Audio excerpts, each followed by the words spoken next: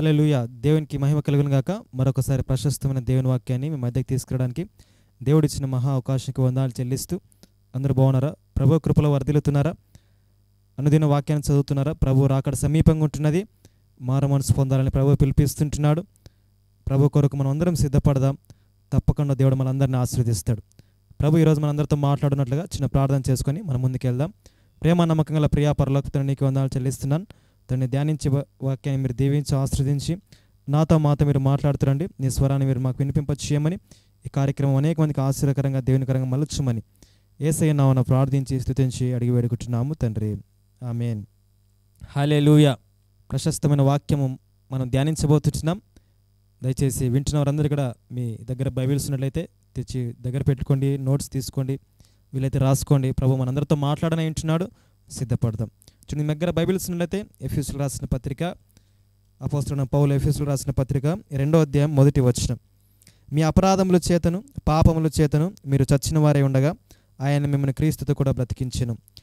మీ అపరాధముల చేతను పాపముల చేతను మీరు చచ్చిన వారై ఉండగా క్రీస్తుతో కూడా ఆయన మిమ్మల్ని బ్రతికించెను. ఆమేన్. పాపముల చేత అపరాధముల చేత మనం చచ్చిన వారై ఉండాము అని దేవుని వాక్యం సెలవిస్తుంటుంది. ఇక్కడ చావు అనే మాట రాయబడింది, చచ్చిన వారు అనే మాట రాయబడింది. ఇక్కడ ఈ మాట శరీర సంబంధానికి మనకు అన్వయించకూడదు, కానీ ఆత్మ సంబంధముగా దీన్ని మనం అర్థం చేసుకోవాలి. శరీర సంబంధంగా ఇక్కడ మనం అందరం మరణించవలసిన వారమే. తాగుడుబోతుడైనా పరిశుద్ధుడైనా కదా, నీతిమంతుడైనా అనీతిమంతుడైనా మనకందరికి ఇక్కడ మరణం తథ్యం. కానీ ఇక్కడ సెలవిస్తున్న మాట ఆత్మ సంబంధమైన మరణం. ప్రభువుని ఎరగకుండా, ప్రభువుని తెలుసుకోకుండా, దేవుని గురించి మనము తలంచుకోకుండా, ప్రభువుని మనం అంగీకరించకుండా, రక్షణ మార్గానికి రాకుండా మనం మరణించినట్లయితే మనము చచ్చిన స్థితిలోకి వెళ్ళిపోతాం, అంటే నరకానికి వెళ్ళిపోతాం. అయితే క్రీస్తు వచ్చాడు ఈ లోకానికి ఎందుకు తెలుసా? తనతో పాటు బ్రతికించడానికి వచ్చాడు. ఇది దీని యొక్క అర్థం. పాపం మనిషిని ఏం చేస్తుందంటే ఇంకా చావుకు తీసుకుని వెళ్తుంది. అసలు ఈ లోకానికి చావు ఎలా వచ్చింది అని మనం ఆలోచిస్తే, ఆది ఆదామును దేవుడు చేసినప్పుడు తనకు తోడుగా అవ్వనిచ్చాడు. ఇద్దరు చక్కగా ఏదైనా తోటలో ఉన్నారు. ప్రతి చల్లని పూట వచ్చి దేవుడు మాట్లాడేవాడు. అయితే సర్పము రూపంలో అపవాది వచ్చి హవ్వను శోధించి, ఆ తర్వాత ఆదాము హవ్వ ద్వారా శోధించబడి ఇద్దరు దేవునికి విరోధంగా కార్యము చేసి తినకూడదన్న పండు తిని ఆజ్ఞ అతిక్రమించి పాపం చేశారు. ఏదైనా తోటలోంచి వెలివేయబడ్డారు. వెలివేయబడ్డాక అక్కడ వారికి మరణం సంభవించింది. ఎప్పుడైతే తినకూడదని పండు వారు తిన్నారో, ఆజ్ఞ అతిక్రమించారో, పాపం చేశారో, దేవునికి విరోధంగా నడుచుకున్నారో వారు వెలివేయబడ్డారు. ఇక్కడ వెలివేయబడ్డారు అంటే దేవుని నుంచి వెలివేయబడ్డారు అని అర్థం. ఏదైనా తోట నుంచి వెలివేయబడ్డాక మరణించారన్నాను కదా, అంటే దేవునితో సహవాసం లేకుండా వారు మరణించారని అర్థం. శారీరకంగా బతుకున్నారు బయట, ఆదామవ్వ ఏదైనా తోట నుంచి బయటకు వచ్చాక బ్రతికే ఉన్నారు, కానీ దేవునితో సహవాసనాలు పోగొట్టుకున్నారు. వాళ్ళు చచ్చిన స్థితిలో ఉన్నారు. ఇంకా బ్రతికే ఉన్నారు శరీరంతో, కానీ ఆత్మీయంగా వాళ్ళు చచ్చిపోయారు. ఈరోజు ఈ వాక్యం ఏంటంటే, మీలో చాలామంది శారీరకంగా బ్రతికే ఉన్నారు, కానీ ఆత్మీయంగా చాలామంది చచ్చిపోయారు. ఆత్మీయతలో జీవం లేదు, ఆత్మీయతలో ఒక ఉలుకు పలుకు లేదు. చచ్చిన శరీరం ఎలాగైతే ఉలుకు పలుకు ఉండదో, దానికి రోషం ఉండదో, దానికి ఎలా అయితే అది చూడదో, ఎలాగైతే వినదో, అలాగే చాలామందికి ఈరోజు ఆత్మీయ స్థితి చచ్చిపోయింది. క్రైస్తవులే, దేవుని నమ్మిన బిడ్డలే, విశ్వాసులే, కానీ ఆత్మీయ స్థితి ఏమైపోయింది? చాలామందిలో చచ్చిపోయింది. శరీరంగా బ్రతికే ఉన్నాం, కానీ ఆత్మీయంగా మరణించావు ఎప్పుడో. రక్షించబడి 10 సంవత్సరాలైంది కదా, ఇంకా నువ్వు దేవుని సరిగ్గా అర్థం చేసుకోలేదంటే ఆత్మీయంగా చచ్చిపోవని అర్థం. ఒకప్పుడు దేవుని కొరకు బలంగా బ్రతికి అసలు ఇంతటి ప్రార్థనాపరులని, ఇంతటి విశ్వాసం మేము చూడలేదు అని నీ గురించి గొప్పగా చెప్పిన వాళ్ళు ఇప్పుడు ఏమైపోయాడురా బాబు అని నీ గురించి ఆలోచిస్తున్నారంటే నువ్వు ఆత్మీయంగా చనిపోయావని. ఎందుకు చర్చికి రాలేకపోతున్నావు? ఎందుకు దేవుని వాక్యాన్ని వినలేకపోతున్నావు? ఎందుకు దేవుని వాక్యాన్ని అర్థం చేసుకోలేకపోతున్నావు? ఎందుకు ఒకప్పుడున్న భక్తి, ఒకప్పుడున్న ప్రార్థన నీలో లేదంటే ఆత్మీయంగా నువ్వు చచ్చిపోయావని. ఎందుకు ఆత్మీయంగా చచ్చిపోయావు? పాపమును బట్టి. పాపము మనిషిని చంపేస్తుంది, పాపం వలన మరణం సంక్రమిస్తుంది, పాపము వలన వచ్చే జీవితము మరణము అని దేవుని వాక్యం సెలవిస్తోంది. అది ఆత్మకు సంబంధించిన మరణం. శరీర సంబంధంగా మనం మరణించవలసినమే, కానీ ఆత్మీయ మరణం తప్పించుకోవాలి. ఆత్మకు మరణం ఉండకూడదు, ఆత్మ జీవింపజేయాలి. ఆత్మ దేవునితో కూడా బ్రతకాలి. ఆ ఆత్మ పరలోక రాజ్యంలో ఉండాలి. అదే ఆత్మ నరకంలో ఉందనుకో, అక్కడ నీకు రెండవ మరణం సంభవిస్తుంది. ఆ రెండవ మరణం తప్పించడానికి యేసుక్రీస్తు లోకానికి వచ్చాడు, అది గుర్తుపెట్టుకో. ఆ రెండవ మరణం తప్పించుకుంటే నువ్వు పాపానికి దూరం అయిపోవాలి. మీరు మీ అపరాధముల చేతను పాపముల చేతను చచ్చిన వారై ఉండగా, పాపం నిన్ను చంపేస్తుంది, ఆత్మీయంగా నిన్ను చంపేస్తుంది. దేవునికి నువ్వు దూరం అయిపోయావంటే ఏదో పాపం దేవునికి నీకు అడ్డుగా ఉందని అర్థం. ఒకప్పుడు బాగా ప్రార్థన చేసుకునేవానన్నా, ఇప్పుడు ఎందుకో ప్రార్థన చేసుకోవడం ఇష్టపడడం లేదంటే ఇంకా ఏదో పాపం వచ్చింది. ఒకప్పుడు వాక్యం బాగా చదివేవానన్న, బైబిల్ బాగా చదివేవాన్ని, ఇప్పుడు చదవలేకపోతున్నానంటే ఏదో పాపం అడ్డం వచ్చింది, చచ్చిన స్థితిలోకి తీసుకుని వెళ్తుంది. అది నిన్ను చూడకుండా, నిన్ను మాట్లాడనీయకుండా, దేవుని వాక్యం అర్థం కాకుండా, దేవుని వాక్యం చెవిలోకి వెళ్ళకుండా, దేవుని మందికి రాకుండా ఏదో పాపము నీకు అడ్డుగా ఉంది. అది నిన్ను చచ్చిన స్థితిలోకి తీసుకువెళ్తుంది. అంటే నీకు చలనం లేని స్థితిలోకి తీసుకెళ్తుంది. శవాన్ని నువ్వు ఎంత పొడిచినా, చచ్చిన బాడీ నువ్వు ఎంత గిచ్చినా దానికి చలనం ఉండదు. అలాగే ఆత్మీయంగా నీకు ఎంత వాక్యం చెప్పినా, ఎంత వాక్యం విన్నా కానీ నీకు చలనం రాదు. ఎందుకంటే పాపం ఏదో వస్తుంది అడ్డం. బాగా గుర్తుపెట్టుకో, పాపము నేను చచ్చిన స్థితికి తీసుకెళ్తుంది. అది ఏ పాపమైనా సరే, త్రాగుడైనా సరే, వ్యభిచారమైనా సరే, మోసమైనా సరే, లేదంటే రకరకాల పాపిష్టి క్రియలను మునిగి తేలుతున్నా సరే, ఏదైనా సరే అది నిన్ను ఏదో ఒక రోజు మరణానికి అప్పగిస్తుంది. గుర్తుపెట్టుకో. త్రాగి 80 సంవత్సరాలు బ్రతకాల్సిన వాడు 60 సంవత్సరాలు చనిపోతున్నావు. సిగరెట్ మీద రాసి ఉంటుంది ధూమపానం ఆరోగ్యానికి హానికరమని, త్రాగే మందు బాటల మీద రాసి ఉంటుంది మద్యపానం ఆరోగ్యానికి హానికరమని. అలా త్రాగుతున్నారు చాలామంది. గుర్తుపెట్టుకో, ఏ త్రాగుడైతే నువ్వు అలవాటు చేసుకున్నావో అదే నిన్ను చంపేస్తుంది ఏదో ఒక రోజు.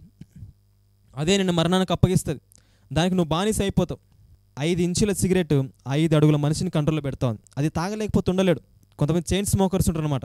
వారు సిగరెట్ తాగకుండా ఉండలేరు వాళ్ళు. అంటే దానికి బానిస అయిపోయారు. మందు బాటలకు బానిస అయిపోయారు, సిగరెట్కి బానిస అయిపోయారు, సినిమాలకు బానిస అయిపోయారు, వ్యభిచారులకు బానిస అయిపోయారు, వేశ్యలకు బానిస అయిపోయారు, బెట్టింగ్లకు బానిస అయిపోయారు. చాలామంది పాపం నిన్ను బానిసగా మార్చేస్తుంది. గుర్తుపెట్టుకో, పాపం నిన్ను బానిసగా మార్చి పాపం నిన్ను మరణానికి అప్పగిస్తుంది. నిన్ను చచ్చిన స్థితికి తీసుకెళ్తుంది. దేవునికి దూరంగా తీసుకుని వెళ్ళిపోతుంది. బ్రతకాలని ఆశ ఉండదు. చాలామంది అంటారు, నన్ను చచ్చిపోవాలన్నా, నాకు మరణించాల్సిందన్నా, నేను ఉరేసుకుందాం అనుకుంటున్నా, ఆత్మహత్య చేసుకుందాం అనుకుంటున్నా అంటారు. ఏమన్నా అంటే ఇంకా లేదన్నా, నేను త్రాగి చాలా చెడిపోయానన్నా, వ్యభిచార తిరిగి మోసపోయానన్నా, బెట్టింగ్లో చాలా డబ్బులు పోగొట్టుకున్నానన్నా, నాకు చావేశ్వరని ఏమన్నా అంటారు. దానికి బానిస అయిపోతే అలా ఉంటుంది. ఇంకా 2 months ఉంటే IPL వస్తుంది. మీరు చూడండి, కొన్ని లక్షల కోట్ల మంది బెట్టింగ్ చేస్తారు. నాకు తెలిసిన ఒక సహోదరుడు లాస్ట్ IPLలో తను చెప్తున్న మాట ఏంటంటే, ఇంకా అన్న నేను 30 లక్షలు బెట్టింగ్లో పోగొట్టుకున్నానని చెప్పాడు. 1 లక్షలు కాదు, 30 లక్షలు బెట్టింగ్లో పోగొట్టుకున్నాడంట లాస్ట్ ఇయర్ IPL. ఎంత దౌర్భాగ్యం స్థితి అండి. ఇప్పుడు అప్పులు కట్టుకోలేక కింద మింద పడుతూ కుటుంబాన్ని పోషించలేక ఒక దౌర్భాగ్యమైన స్థితిలోకి తను వెళ్ళిపోతున్నాడు రోజు రోజుకి. కళ్ళ ముందరే ఎంతమంది లేరు ఇలాగా. పాపం నిన్ను బానిసగా మార్చేస్తుంది. పాపం ఎప్పుడైనా సరే చేసేటప్పుడు తీపిగా ఉంటుంది, ఆ తర్వాత నీకు చేదుని మిగులుస్తుంది. అది గుర్తుపెట్టుకో. పాపం నిన్ను చచ్చిన స్థితిలో తీసుకెళ్తుంది. పాపం నిన్ను ఈ లోకంలో చంపేస్తుంది, నిన్ను నరకంలో కూడా చంపేస్తుంది. కానీ దేవుడు ఏం చెప్తున్నాడు ఇక్కడ, మీరు అపరాధముల చేత పాపముల చేత చచ్చిన వారై ఉండగా మిమ్మల్ని క్రీస్తుతో కూడా బ్రతికించెను. ఆయన బ్రతికించడానికి వచ్చాడు. అపవాది చంపడానికి వచ్చాడు, క్రీస్తు మిమ్మల్ని బ్రతికించడానికి వచ్చాడు. అపవాది పాపమును మోసుకొని వచ్చాడు, యేసుక్రీస్తు పరిశుద్ధతను మోసుకొని వచ్చాడు. ఏది కావాలో కోరుకో. దేవుడు నిన్ను బ్రతికిస్తానంటున్నాడు. పాపములోంచి నిన్ను బ్రతికిస్తా, దేవుని సహవాసానికి దూరం అయిపోయిన నిన్ను తిరిగి దేవునితో సహవాసానికి నడిపిస్తా అని చెప్పి యేసుక్రీస్తు ఈ లోకానికి వచ్చాడు. ఎందుకు తెలుసా? నిన్ను నన్ను బ్రతికించడానికే. ఇంకెంతకాలం పాపములు ఉంటావు? రా, బయటికి రా. ఏ పాపంలో నువ్వు ఉన్నావు నీకు బాగా తెలుసు. బయట ఎవరికి నీకు తెలియకపోవచ్చు. చూసేవారందరూ నేను మంచోడు అంటున్నారేమో, కానీ నీకు తెలుసు నువ్వు భయంకరమైన పాపములు ఏదో ఉన్నావు. అది త్రాగుడా, సినిమాల, అల్లరితో కూడా ఆటపాటలా, లేకుంటే ఇంకా సిగరెట్స్ తాగడమా, లేకుంటే వ్యభిచారం చేయడమా, దొంగతనం చేయడమా, మోహపు చూపు కలిగి ఉండడమా, లేదంటే భయంకరమైన పాపం ఏదో నేను ఏళ్తా ఉంది, దాని నుంచి దేవుడు బయటికి రమ్మంటున్నాడు. నువ్వు బయటకు వస్తే దేవుడు నేను బ్రతికిస్తా అంటున్నాడు. ఇంకెంతకాలం చచ్చిన స్థితిలో ఉంటావు? ఏమండి, పాపికి చలనం ఉండదు. శవానికి ఎలా అయితే చలనం ఉండదో పాపికి చలనం ఉండదు అనమాట. వాడు త్రాగుతూ ఉంటాడు, దానికి బానిస అయిపోతాడు. అతనికి చలనం ఉండదు. అంటే శవానికి, ఇప్పుడు మీరు శవం దగ్గరికి వెళ్ళి, ఒక డెడ్ బాడీ దగ్గరికి వెళ్ళి, ఒరే నువ్వు నీచుడా, భ్రష్టుడా అని తిట్టినా కానీ తిరిగి తిట్టగలదా? తిట్టలేదు. అంటే రోషం ఉండదు అని. ఒక త్రాగుబోతున్న దగ్గరికి వెళ్ళి త్రాగుబోతాడా అంటే, అవును నేను త్రాగుడుబోతున్నా అంటాడు. రోషం ఉండదు. ఒక వ్యభిచారి దగ్గరికి వెళ్ళి నువ్వు వ్యభిచారి అంటే, ఇంకా అవును నేను వ్యభిచారిని అంటది. రోషం ఉండదు, చల్లం ఉండదు. ఎందుకంటే వాళ్ళు ఉండేది పాపములో. పాపి దగ్గరికి నువ్వు వెళ్ళి పాపి అంటే ఇంకా అంటే అనుకుని అంటాడు అనమాట. ఎందుకంటే ఇంకా వాడు పాపంలో మునిగి తేలుతా ఉన్నాడు. ఇంకా రోషం ఉండదు, చల్లం ఉండదు, చచ్చిన స్థితిలో ఉంటాడు అనమాట. అయితే అటువంటి స్థితిలో కూడా దేవుడు చెప్తున్నాడు, నేను మిమ్మల్ని క్రీస్తుతో కూడా బ్రతికించడానికి వచ్చాను. పాపం నిన్ను మరణానికి తీసుకుని వెళ్తే జాగ్రత్తగా ఉండు. ఈ వాక్యం వింటే నువ్వు పాపం నుంచి బయటకు రావాలని ప్రభువు కోరుకుంటున్నాడు. ఇంకెంతకాలం పాపంలో జీవిస్తాం, ఇంకెంతకాలం పాపంతోనే బ్రతుకుతాం. నిన్ను బట్టి నీ భార్య దుఃఖపడుతుందే, నిన్ను బట్టి నీ భర్త దుఃఖపడుతున్నాడే, నీ త్రాగుడుతున్నాను చూసి నీ పిల్లలు బాధపడుతున్నారే. మా నాన్న భయంకరంగా త్రాగబోతున్నా అని చాలామంది నా దగ్గరికి వచ్చి ఏడుస్తూ ఉంటారు. మా నాన్న రాత్రి వచ్చి మా అమ్మని కొడతా ఉంటాడన్నా అని చాలా బాధపడుతుంటారు. నాన్న త్రాగిస్తే పిల్లలు ఎంతో బాధపడుతూ ఉంటారు, భయపడుతూ ఉంటారు. రెస్పెక్ట్ ఉండదు. ఒక పాపికి రెస్పెక్ట్ ఉండదు. త్రాగేవాడికి, వ్యభిచారం చేసేవాడికి, దొంగతనం చేసేవానికి, పాపిష్టి క్రియలు చేసేవానికి ఈ లోకంలో మర్యాద ఉండదు వానికి. కానీ ప్రభు దగ్గరికి వచ్చిన వానికి మర్యాద ఉంటుంది. ఒకప్పుడు నేను కూడా భయంకరమైన పాపిష్టి జీవితం జీవిస్తున్నప్పుడు నాకు ఎవరు రెస్పెక్ట్ ఇచ్చేవాళ్ళు కాదు. ఇప్పుడు ఎప్పుడైతే దేవుని గ్రంథాన్ని చదవడం మొదలుపెట్టానో, ప్రభువుని సొంత రక్షకునిగా అంగీకరించానో, ప్రభు కృపను బట్టి, ప్రభు నిమిత్తమే ప్రభువును మోస్తున్నాను కాబట్టి ఈరోజు నాకు ఘనత వస్తుంది. ఎవరైతే నా ముఖాన తలుపు వేశారో, వీటితో సహవాసం వద్దని ఇప్పుడు వాళ్ళే తలుపు తెరిచి అన్న రా వచ్చి ప్రార్థన చేయని నన్ను పిలిచి మరీ ప్రార్థన చేసుకునే స్థితిలోకి పరిశుద్ధ గ్రంథం తీసుకుని వచ్చింది. ఈరోజు ఈ వాక్యం ఏంటో నీలో కూడా దేవుడి కార్యం చేయబోతుంటాడు. ఇంకెంత కాలంలో పాపంలో చచ్చిపోతావు? క్రీస్తుతో కూడా బ్రతకాలని ఆశ లేదా? నువ్వు వస్తే దేవుడు ఇప్పుడే నిన్ను బ్రతికింపజేస్తాడు. నీకున్న ప్రతి అలవాటు నుంచి దేవుడు నీకు విడుదలిస్తాడు. విడుదల ఇవ్వడమే కాకుండా నిన్ను బ్రతికింపజేస్తాడు. మరణంలో ఉండి జీవంలోకి దాటించడానికే యేసుక్రీస్తు లోకానికి వచ్చాడని దేవుని వాక్యం సెలవిస్తుంది. ప్రభు చెంతకు వస్తే, ప్రభువును సొంత రక్షకునిగా అంగీకరిస్తే నీవు ఇక్కడ బ్రతకడమే కాదు, పరలోకంలో దేవునితో యుగ యుగాలు ఆయనతో పాటు నువ్వు నిత్యమైన సహవాసంలో నిలిచి ఉంటావు ప్రియుడా. అదే పాపిష్టి పనులు చేస్తూ అపవాదికి లోనైపోతే, అపరాధంలోనే జీవిస్తే, పాపంలోనే జీవిస్తే నువ్వు ఇక్కడ మరణిస్తావు. నరకంలో రెండో మరణం, నిత్య అగ్నిగుండానికి పాత్రుడవుతావు. కోరుకో ఏది కావాలో. నువ్వు పాపం చేసేటప్పుడు నీకు తాత్కాలికమైన సంతోషం ఉండొచ్చు, కానీ అది శాశ్వతమైన సంతోషం కాదు. అది గుర్తుంచుకో. ఆ పాపం నిన్ను ఏదో ఒక రోజు నీకు అవమానం మిగులుస్తుంది, ఏదో ఒక రోజు నీకు మరణాన్ని మిగులుస్తుంది. అదే ప్రభు చెంతకురా, ప్రభు నమ్ముకో, ప్రభు ప్రేమను గుర్తించు. తప్పకుండా నేను ఘనతకు పాత్రుడుగా యేసుక్రీస్తు చేస్తాడు. ఆయన నిన్ను బ్రతికించడానికి లోకానికి వచ్చాడు. యేసుక్రీస్తు ఎందుకు మరణించాడు అనుకుంటున్నావు? పరలోకాన్ని విడిచి భూలోకానికి ఎందుకు వచ్చాడు అనుకుంటున్నావు? భూలోకానికి వచ్చి కలవరి శిలువలో ఎందుకు మరణించాడు, తిరిగి లేచాడు అనుకుంటున్నావు? నిన్ను బ్రతికించడానికి, మనల్ని ధనవంతులు చేయడానికి ఆయన దరిద్రుడు అయ్యాడని వాక్యం సెలవిస్తుంది. నిన్ను నన్ను బ్రతికించడానికి ఆయన మరణం పొందాడు. నిన్ను నన్ను పరిశుద్ధుడిగా చేయడానికి ఆయన పాపి అయ్యాడు. అది గుర్తుంచుకో ప్రియుడా. ఇలాంటి దేవుని కలిగి ఉన్నందుకు మనం ధన్యురాళ్ళం అవుతుంటున్నాం. కాబట్టి పాపం నిన్ను చచ్చిన స్థితిలోకి తీసుకెళ్తుంది, కానీ దేవుడు నిన్ను బ్రతికింపజేయాలనుకుంటున్నాడు. మీరు పరిశుద్ధ గ్రంథంలో బైబిల్లో చూస్తే లాజరు అని ఒక వ్యక్తి ఉన్నాడు, మార్తా మరియల సహోదరుడు. ఆ లాజరు మరణించి 4 రోజులు సమాధిలో ఉంచబడతాడు. ఆ వార్త యేసుక్రీస్తుకి తెలియబడినప్పుడు యేసుక్రీస్తు వచ్చి అక్కడ కన్నీళ్లు విడిచిన ఒక మాట ఉంటుంది. యోహాను సువార్త మీరు 11వ అధ్యాయం చదివితే, యేసు కన్నీళ్ళు ఎందుకు విడిచాడో తెలుసా? యేసు లాజరును ప్రేమించెను అని ఉంటుంది. ఒక వ్యక్తి సమాధిలో ఉంటే, ఒక వ్యక్తి చచ్చిన స్థితిలో ఉంటే దేవుడు వచ్చి కన్నీళ్లు విడిచాడంట. ఎందుకు విడిచాడు కన్నీళ్ళు? ప్రేమించాడు కాబట్టి. నువ్వు ఇంకా పాపంలోనే ఉంటే, నువ్వు పాపంలో నుండి మరణిస్తే దేవుడిని ఏడుస్తాడండి. ఎందుకు దేవుడు ఏడుస్తాడు? ఎందుకు యేసుక్రీస్తు నీ కొరకు కన్నీరు గారుస్తున్నాడు?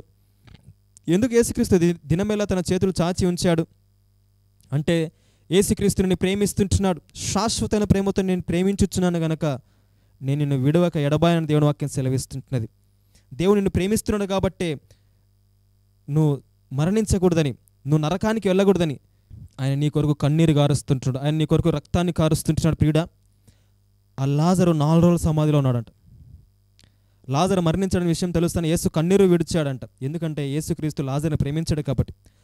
అయితే ఎప్పుడైతే లాజరు చనిపోయాడని ఆ వార్త యేసుక్రీస్తుకి అర్థం తెలిసిందో, యేసుక్రీస్తు ఆ సమాధి దగ్గరికి వచ్చి పిలిచాడు, లాజరు బయటికి రా అన్నప్పుడు లాజరు బయటకు వచ్చాడు. మీరు ఇక్కడ ఒక విషయం గమనించండి, యేసుక్రీస్తు పేరు పెట్టి పిలిచాడు. ఒకవేళ పేరు పెట్టి పిలిచకుండా ఆ సమాధుల దగ్గరికి వెళ్ళి బయటికి రా అంటే ఇంకా ఎన్ని శవాలు లేసి వచ్చాయో మనకు తెలియదు కదా. కానీ యేసుక్రీస్తు ఇక్కడ మీరు గమనిస్తే లాజరు బయటికి రా అంటే పేరు పెట్టి పిలిచాడు. నువ్వు పాపంలో ఉన్నా సరే దేవుడు నీ పేరు మర్చిపోడు. గుర్తుపెట్టుకో, దేవుడు నువ్వు చనిపోయే చివరి క్షణం వరకు కూడా నీ కోసం ఎదురు చూస్తాడంటండి. ఎందుకంటే ఈ క్షణమైనా మారుతాడేమో, ఈ క్షణమైనా మారు మనసు పొందుతాడేమో, ఈ క్షణమైనా దేవుని తెలుసుకుంటాడేమో అని నీకు రోజు ఒక అవకాశం ఇస్తానే ఉంటాడు. రోజు ఒక అవకాశం ఇస్తానే ఉంటాడు. ఆ అవకాశం తృణీకరించొద్దు. రేపేం సంభవిస్తుందో నీకు తెలియదు. ప్రభు రాకడ సమీపంగా ఉంటున్నది. లాజరు బయటికి రా అన్నట్లుగా, సమాధిలోంచి బయటికి రా అన్నట్లుగా దేవుడు ఈరోజు నేను పేరు పెట్టి పిలుస్తున్నాడు. సమాధిలో ఎవరు ఉంటారండి? చచ్చిన వారు ఉంటారు. ఇందాక చెప్పాను, పాపము చచ్చిన స్థితిలోకి తీసుకెళ్తుంది. అంటే చచ్చినవాడు సమాధిలో ఉంటాడు. సమాధిలో ఉండవని దేవుడు పిలిచాడు. ఈరోజు నువ్వు కూడా పాపం అనే సమాధిలో ఉన్నావా? సమాధి అందంగా ఉంటుందా అండి? సమాధిలో మీకు ₹1,00,000 ఇల్లు కట్టిస్తా అంటే ఉంటారా? పోనీ ఒక కుళ్ళిపోయిన సమాధి మనం 2 రోజులు ఇంట్లో పెట్టుకోగలమా? 4 రోజులు సమాధిలో ఉన్నాడు లాజరు. ఎంత కంపు కొడుతూ ఉంటుంది. సమాధి అంటే కంపు కొడుతుంది. సమాధి అంటే ఉండదగిన స్థలము కాదు. అటువంటి స్థలంలోంచి దేవుడు పిలుస్తున్నాడు రా అని. ఇంకెంతకాలం ఆ సమాధిలో ఉంటావు? ఇంకెంతకాలం పాపిష్టి బ్రతుకుతావు? ఇంకెంతకాలం త్రాగుడతావు? ఇంకెంతకాలం వ్యభిచారం చేస్తావు? ఇంకెంతకాలం తల్లిదండ్రులు దుఃఖపరుస్తావు? ఇంకెంతకాలం ప్రోనోగ్రఫీకి అలవాటు పడతావు? ఇంకెంతకాలం బెట్టింగ్ చేస్తూ ఉంటావు, ఇంకెంతకాలం పాపంలోనే జీవిస్తావు. దేవుడు పిలుస్తున్నాడు, రా ఈరోజు బయటికి, సమాధిలోంచి బయటికి రా. పేరు పెట్టి పిలుస్తున్నాడు, రా బయటికి రా. దేవుడిని పిలుస్తున్నాడు, దేవుడిని ప్రేమిస్తున్నాడు, నీ కొరకు కన్నీరు గారుస్తున్నాడు. నా బిడ్డ వస్తాడు, నరకానికి వెళ్ళడం ఇష్టం లేక నీ కొరకు నా కొరకు ఆయన ఏడుస్తూ ఉంటున్నాడు, బయటికి రా, సమాధి నుంచి బయటికి రా, లాజరు బయటికి రా అన్నాడు. లాజరు బయటకు వచ్చాడు. లాజరు బయటకు వచ్చాడు, ప్రేత వస్త్రంతో చుట్టబడి ఉన్నాడట, అంటే బంధించబడ్డాడు. మీరు ఈజిప్షియన్ కల్చర్ ప్రకారం చూస్తే చనిపోయిన వారి శవాల్ని గట్టి బట్టేసి చుట్టేస్తున్నాడు, వాళ్ళు ఫిట్ అయిపోతారు. ఇలాగ ప్రేత వస్త్రాలతో చుట్టబడ్డాడంట.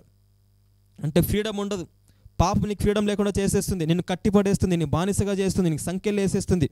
అయితే ఎప్పుడైతే యేసుక్రీస్తు లాజరు బయటికి రానప్పుడు ఆ ప్రేత వస్త్రాలన్నీ కూడా ఊడిపోయాయంట. నువ్వు ఎప్పుడైతే సమాధి నుంచి బయటకు వస్తావో, దేవుని దగ్గరికి వస్తావో, ఆయన పిలుపు అందుకొని లాజరు బయటికి రానప్పుడు ఎలా అయితే లాజరు బయటకు వచ్చాడో, నువ్వు కూడా ఆ సమాధిలోంచి, ఆ పాప బ్రతుకు నుంచి, ఆ కంపు కొట్టే జీవితం నుంచి నువ్వు బయటకు వస్తావో, దేవుడు నీకున్న కట్లన్నీ కూడా, దేవుడు నీకున్న కాడులన్నీ కూడా విరగొట్టి, దేవుని చేతికున్న సంఖ్యలంటిని విరగొట్టి, నీకున్న ప్రతి అలవాటు నుంచి నీకు విడుదలిచ్చి నీకు స్వేచ్ఛని ఇస్తాడు, నీకు స్వాతంత్రం ఇస్తాడు. అలాంటి వాడు నా దేవుడు. సమాధి నుంచి బయటకు రావడానికి ఇష్టపడుతున్నావా? ఆయన నేను ఎంతగానో ప్రేమిస్తున్నాడు ప్రియుడా. దేవుని నీ విషయమే కన్నీరు గారుస్తుంటాడు, నీ కొరకు ప్రాణం పెడుతుంటున్నాడు. ఆ ప్రేమను తృణీకరించదు, ఆ ప్రేమను కాదనుకోద్దు ప్రియుడా. దయచేసి ఆ ప్రేమను అంగీకరించు. సమాధి నుంచి బయటికి రా, అలవాట్ల నుంచి బయటికి రా. ఆ పాపం నిన్ను మరణానికి తీసుకెళ్తుంది, ఆ పాపం నిన్ను బానిసగా మార్చేస్తుంది, ఆ పాపం నీకు సంఖ్యలు వేస్తుంది, ఆ పాపం నిన్ను బందీగా మార్చేస్తుంది. ఒకరోజు అది నిన్ను మరణానికి అప్పగిస్తుంది. అయితే యేసుక్రీస్తుని బ్రతికించడానికి లోకానికి వచ్చేది గుర్తుంచుకో. మీరు బాగా గమనిస్తే యోహాను సువార్త 12వ మొదటి వచనం మీరు చూస్తే, యోహాను సువార్త 12వ మొదటి వచనం మీరు చూస్తే, అంతవరకు సమాధిలో ఉన్న లాజరు ఇప్పుడు ఎక్కడ కూర్చున్నాడో చూస్తే మీకు అర్థమవుతుంది. చూడండి, యోహాను సువార్త 12వ మొదటి 2 వచనాలు మనం చదివితే, కాబట్టి యేసు తాను మృతుల నుండి లేపిన లాజరు ఉన్న బేతనియాకు పస్కా పండుగకు 6 దినముల ముందుగా వచ్చెను. అక్కడ వారు ఆయనకు విందు చేసిరి. మార్త ఉపచారము చేసిన లాజరు ఆయనతో కూడా భోజనముకు కూర్చున్న వారిలో ఒకడు. యేసుక్రీస్తుకి భోజనం సిద్ధపరిచారంట లాజరు ఇంట్లో. లాజరు యేసుక్రీస్తుతో పాటు భోజనానికి కూర్చున్నాడని దేవుని వాక్యం సెలవిస్తుంది. ఒక్కరోజు ముందు ఎక్కడున్నాడు? సమాధిలో ఉన్నాడు. ఇప్పుడు ఎక్కడున్నాడు? యేసుక్రీస్తుతో పాటు భోజనం కూర్చున్నాడు. ఇది దేవుడు ఒక పాపికిచ్చే ఆధిక్యత. నువ్వు ఇప్పుడే వాక్యం వింటున్నప్పుడే నీ హృదయంలో నువ్వు చేస్తున్న పాపంలని క్రీస్తు ఎదుట ఒప్పుకుంటే, ఇప్పుడే నువ్వు క్రీస్తుతో పాటు భోజనానికి కూర్చున్న అర్హతనికి ఇస్తాడు దేవుడు. రా కలిసి భోజనం చేద్దామంటాడు, రా కలిసి తిందామంటాడు, రా బల్ల తీసుకుందామంటాడు, రా రక్షణ పొందంటాడు, రా బాప్తిసం తీసుకుంటాడు. వెరీ నెక్స్ట్ మినిట్లోనే దేవునికి రక్షణ ఇస్తాడు. ఒక్కరోజు ముందు కంపు కొట్టిన జీవితము ఇప్పుడు పరిమళ వాసనగా మార్చబడి క్రీస్తుతో పాటు కూర్చుని ఆధిక్యతలోకి దేవుడు తీసుకొచ్చాడంటే, నీ విషయమే నా విషయమే దేవునికి ఉన్న యొక్క ప్రేమ అంటూ నువ్వు అర్థం చేసుకోవాలి. ఈ ప్రేమను తృణీకరిస్తున్నావు అంటే మనంత దౌర్భాగ్యులు ఎవరు లేరని గుర్తించాలి. అర్థమవుతుందా? అంతకుముందు వరకు కూడా లాజరు చచ్చినవాడు, 4 రోజుల సమాధిలో ఉన్నాడు, ఊపిరి లేనివాడు, కంపు కొట్టేవాడు, ప్రేత వస్త్రాలు చుట్టబడినవాడు, సమాధి మూయబడి సమాధిలో ఉన్నవాడు, అసలు ఎన్నికైనవాడు, అసలు ఎవరు కూడా అసలు పట్టించుకునే స్థితిలో ఉన్నప్పుడు యేసుక్రీస్తు వారు లాజరు దగ్గరకు వచ్చి చచ్చిన లాజరును బ్రతికింపజేసి యేసుక్రీస్తుతో పాటు కూర్చుండబెట్టాడంటే ఎంత గొప్ప ధన్యత. ఇదే మీ అపరాధముల చేత పాపముల చేత మీరు చచ్చిన వారే ఉండగా మిమ్మల్ని క్రీస్తుతో కూడా బ్రతికించాను. 15 సంవత్సరాల క్రితం, నా వయసు ఇప్పుడు 30 సంవత్సరాలు, 15 సంవత్సరాల క్రితం యేసుక్రీస్తు నా జీవితంలోకి వచ్చాడు, నా లెక్క వచ్చాడు. నా 15వ సంవత్సరం నేను 10th క్లాస్ చదువుతున్నాడు, యేసుక్రీస్తు నా లెక్క వచ్చాడు, నా జీవితాన్ని మార్చాడు, నా సొంత రక్షకునిగా నేను ఆయన అంగీకరించాను. గతంలో నేను చేసిన పాపిష్టి పనులను బట్టి, భయంకరమైన పాపిష్టి అలవాట్లను బట్టి చచ్చిన స్థితిలో ఉన్న నన్ను దేవుడు ఆ రోజు నన్ను బ్రతికించాడు. ఈరోజు నేను చచ్చి బ్రతికానని సాక్ష్యం ఇస్తాను. పాపంలో చచ్చాను, జీవంలో బ్రతికాను. పాపంలో చచ్చాను, క్రీస్తులో బ్రతికాను. చచ్చి బ్రతికాను. నేను ఇప్పుడు క్రీస్తులో బ్రతుకుతుంటున్నాను, పాపంలో చచ్చిపోయాను. ఈరోజు ఈ వాక్యం వింటున్న నీవు కూడా పాపంలో చచ్చిపోయావా? లేదంటే పాపంలో ఉండడానికి ఇష్టపడుతున్నావా? పాపంలో ఉండడానికి నువ్వు ఇష్టపడుతున్నట్లయితే తప్పకుండా నువ్వు మరణానికి అప్పగించబడతావు. ఇక్కడ మరణిస్తావు, రెండవ మరణం కూడా నీకు అప్పగించబడుతుంది. ఇది నువ్వు హెచ్చరికగా తీసుకుంటే బాగుపడతావు, తృణీకరిస్తే చాలా ఇబ్బంది పడతావు ప్రియుడా. మేబీ ఇదే నీ లాస్ట్ మెసేజ్ కావచ్చు. వింటున్నప్పుడు టీవీ ముందర యూట్యూబ్లో వింటున్నావేమో, సరిదిద్దుకో. ఈ రాత్రి నీ చివరి రాత్రి కావచ్చేమో, దేవునికి అప్పగించుకో. పాపంలో చచ్చి క్రీస్తుతో కూడా బ్రతుకు. క్రీస్తు నీకు సంతోషాన్ని ఇస్తాడు, ఘనతనిస్తాడు, ఆశీర్వాదం ఇస్తాడు. నువ్వు అడిగిందల్లా ఇవ్వడానికి ఆయన సిద్ధంగా ఉంటున్నాడు. ఎప్పుడైతే నువ్వు ఆయనతో కూడా బ్రతకడానికి ఇష్టపడతావో అప్పుడు ఆయన నీ యొక్క ప్రతి విధమైన పాపపు అలవాట్ల నుంచి నీకు విడుదలిస్తాడు. ఒక్కరోజు ముందు సమాధిలో ఉన్న లాజరు ఇప్పుడు క్రీస్తుతో కూర్చొని భోజనం చేస్తున్నాడంటే దేవుడు ఒక పాపికి ఇచ్చే ఆధిక్యతని అంటే గుర్తించవచ్చును. యేసుక్రీస్తు లోకానికి ఎందుకు వచ్చాడంగా పాపులను మనల్ని పరలోక రాజ్యం తీసుకెళ్ళడానికి. ఆయన ఉండు స్థలంలో మనమును ఉండులాగా మనకు స్థలం సిద్ధపరచ వెళ్ళాడని వాక్యం సెలవిస్తోంది. ఆయనతో పాటు మనం కూర్చుండాలని, ఆయన సింహాసనం మనం ఆసీనులు కావాలని, తండ్రి కుడిపార్శ్వన మనం కూర్చోవాలని, పరలోక రాజ్యంలో మనం ఆయనతో ఉండాలని ఆశ కలిగిన వాడు ఆయన. ఈ పాపిష్టి మనుషులను అంతగా ప్రేమిస్తున్నాడు దేవుడు. కాబట్టి అట్టి ఆధిక్యతను పోగొట్టుకుంటున్నావా? ఆలోచించు. ఇంకెంతకాలం పాపంలో జీవిస్తావు? ఇంకెంతకాలం పాపంలో సంతోషిస్తావు? ఇంకెంతకాలం పాపానికి బానిస అయిపోతావు? అన్నా నేను ఈ అలవాట్లు మానుకోలేకపోతున్నాను, వీటిలోంచి బయటకు రాలేకపోతున్నాను, నాకు రావాలని కానీ రాలేకపోతున్నాను అంటున్నావా? అయితే నీకు ఒక మాట చెప్తాను ఏంటంటే, ఇంకా నువ్వు ఎక్కడున్నా సరే వెంటనే మోకాలేసి ప్రార్థన చేయి. నీకున్న ప్రతి అలవాటు, ప్రతి పాపం ప్రభు ఎదుట నువ్వు ఒప్పుకొని చూడు. వెంటనే దేవుడు నీ హృదయంలో నిబ్బరం ఇస్తాడు, నీకు క్షమాపణ ఇస్తాడు. ఒకవేళ అంతటి భారం ఉంటే మీరు నాకు తప్పకుండా కాల్ చేయొచ్చు. మీకు నేను మంచి గైడెన్స్ ఇస్తాను. మీ కొరకు నేను ప్రార్థన చేస్తాను. మనమందరం కలిసి ప్రభు రాజ్యంలో ఉండాలని నా యొక్క ఆశ. కాబట్టి పాపంలో చచ్చి క్రీస్తులో బ్రతకాలని ఆయన ఆశ ఉంటున్నది. కాబట్టి ఈ వాక్యం వింటున్న ప్రియ సహోదరి సహోదరుడా, పాపం నుంచి బయటికి రా, ప్రభు కొరకు బ్రతుకు, ప్రభు పరిచర్య చేయి, ప్రభు పరిచర్య చేసేవారికి సహకరించు. అప్పుడు ప్రభు గొప్పగా నేను హెచ్చిస్తాడు. ఇంకెంతకాలం పాపంలో జీవిస్తావు? ఇంకెంతకాలం పాపం కొరకు అమ్మబడతావు? ఇంకెంతకాలం పాపంలో సంతోషిస్తావు? పాపం నీకు దుఃఖం మిగులుస్తుంది, పాపం నీకు కన్నీరు మిగులుస్తుంది, పాపం నీకు మరణానికి నడిపిస్తుంది. ఆలోచించుకో. జీవం ఇచ్చే క్రీస్తు కావాలా, మరణం ఇచ్చే అపవాది కావాలా? ఒకసారి ఆలోచించుకో, పరీక్షించుకో. అప్పుడు దేవుడు నీ పక్షాన తోడై ఉండి ఆయన నీ కొరికే మరణించడం గుర్తించు. ఆయనతో కూడా నేను బ్రతికించడానికి ఆయన ఈ లోకానికి వచ్చాడని గుర్తించు. అప్పుడు దేవుడు నిన్ను ఈ లోకంలో జీవింపజేస్తాడు. ఈ లోకంలో నీకు సంతోషం ఉంటుంది, పరలోకంలో సంతోషం ఉంటుంది. ఈ లోకంలో ఆనందం ఉంటుంది, పరలోకంలో ఆనందం ఉంటుంది. ఈ లోకంలో ఆశీర్వాదం ఉంటుంది, పరలోకంలో ఆశీర్వాదం ఉంటుంది. ఎప్పుడంటే క్రీస్తుతో కూడా నువ్వు బ్రతికినప్పుడు. కాబట్టి ఈ మాటలను నీ హృదయంలో భద్రపరుచుకో. తప్పకుండా దేవుడు మిమ్మల్ని మీ కుటుంబాన్ని దీవించును గాక. ఆమేన్. కళ్ళు మూసుకుందాం. మీరున్న చోట మోకరించండి. ప్రభు సన్నిధిలో మనమందరము మొరపెడదాం. ప్రేమ నమ్మకం గల ప్రియా పరలోక తండ్రి, నీకు వందనాలు. చెప్పబడిన వాక్యం దీవించు. మీ అపరాధముల చేతను పాపముల చేతను మీరు చచ్చిన వారై ఉండగా మిమ్మల్ని క్రీస్తు కూడా బ్రతికించిన మాటను మీరు దీవించుము తండ్రి. అవును తండ్రి, ఒకప్పుడు పాప స్థితిలో మేము చచ్చిన వారు, అయితే మిమ్మల్ని క్రీస్తు కూడా బ్రతికించినందుకు వందనాలు. ఎందరైతే వాక్యం వింటున్నారో ఆ పాపిష్టి స్థితిలోంచి వారందరూ బయటికి తీసుకురమ్మని, వాళ్ళు మిమ్మల్ని క్రీస్తు కూడా బ్రతికింపజేసి వారిని మీరు ఆశ్రదించని ప్రార్థిస్తూ యేసయ్య నామమున ప్రార్థించి స్తుతించి అడిగి వేడుకుంటున్నాము తండ్రి. ఆమేన్. హల్లెలూయా. నిజంగా ఈ కార్యక్రమం మీకు ఉపయోగకరంగా ఉన్నట్లయితే అనేక మందికి తెలియచేయండి. ప్రతిరోజు ఇదే సమయానికి మా వాక్యాలు మీకు అందించబడతాయి. అలాగే మీలో ఎవరికైనా ఆర్థికపరమైన ఇబ్బందులు ఉన్నా, అనారోగ్య సమస్యలు ఉన్నా, గర్భఫలం లేకున్నా, దయ్యాల చేత పీడించబడుతున్నా, ఎటువంటి సమస్య అయినా సరే మీరు మాకు ఫోన్ చేయొచ్చు, లేదా మీరు మా దగ్గరికి రావచ్చు. కడప జిల్లాలో మైదుకూరు పట్టణంలో ప్రభు సేవ చేస్తుంటున్నాం. మా కొరకు మీరు ప్రార్థన చేయండి. ప్రభు ప్రేరేపిస్తే ఈ పరిచయ కొరకు మీరు గుప్పిలు విప్పాలనుకుంటే తప్పకుండా మీరు విప్పచ్చు. మీరు మా నెంబర్ కాల్ చేసి ప్రతి డీటెయిల్స్ మీరు తెలుసుకోవచ్చు. గడిచిన కొన్ని సంవత్సరాలుగా మైదుకూరు పట్టణంలో సేవ చేస్తూ ఉంటున్నాము. అన్యుల మధ్య, దేవుని ఎరగని వారి మధ్య, బీదల మధ్య మేము సేవ చేస్తూ ఉంటున్నాం. మాకు సొంత మందిరం కూడా లేదు, చిన్న రూమ్ రెంట్కి తీసుకొని మేము సేవ చేస్తున్నాం. ప్రభు మాకు సొంత స్థలం ఇచ్చేలాగా మీరు ప్రార్థన చేయండి. ఒకవేళ ప్రభు మిమ్మల్ని ప్రేరేపిస్తే కూడా మీరందరూ కూడా మీ గుప్పిలు విప్పండి. అప్పుడు దేవుడు తప్పకుండా మిమ్మల్ని కూడా ఆశీర్వదిస్తాడు, దీవిస్తాడు. ప్రభు చిత్తమైతే మరొకసారి కలుసుకునేంత వరకు ప్రభు మహాకృప మనకందరికీ తోడైండును గాక. ఆమేన్.